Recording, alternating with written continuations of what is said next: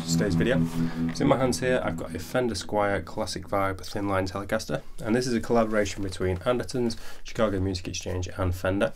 And as I understand it, basically it's a very limited run of these guitars that were designed by Andertons and possibly also Chicago Music Exchange, I'm not sure on that one, exclusively available to those two stores. I should point out I'm not associated with any of the companies I've just mentioned. I bought this guitar myself, they don't know I'm making the video.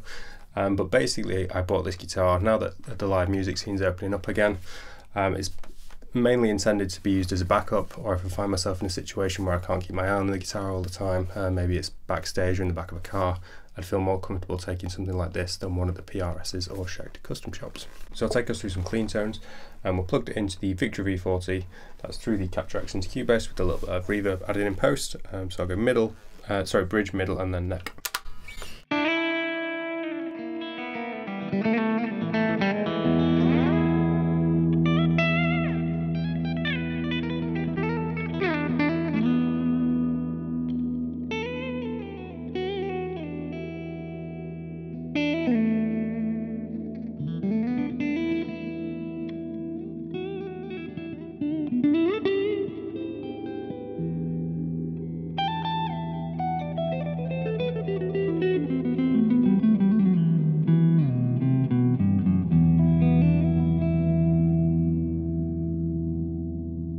So you've heard each of the pickups on clean there.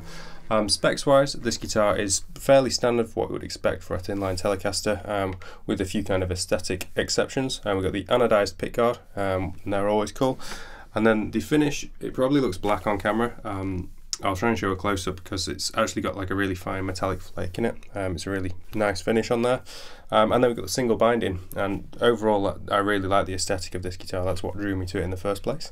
We've got a three-way switch, as we've just seen, and it's a very robust switch. There's no kind of wobble between the positions there. Same goes for the dials. It's nice to see that they've got the little screw that holds them in place, prevents them from slipping off mid-gig, and then you're not being able to find where your setting is. In terms of the bridge, we've actually also got the option to top load, which is a nice feature.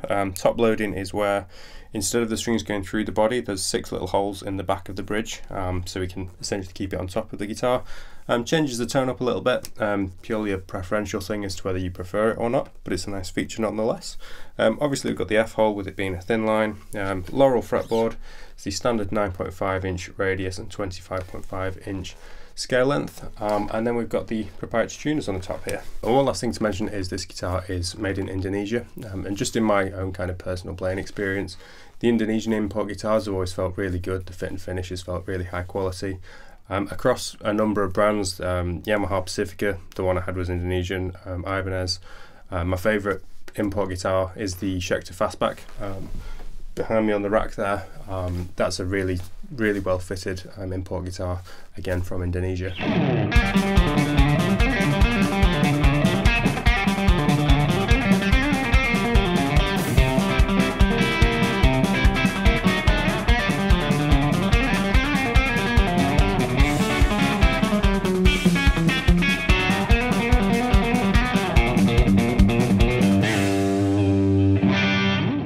So overall takeaways from this guitar, I'm really impressed.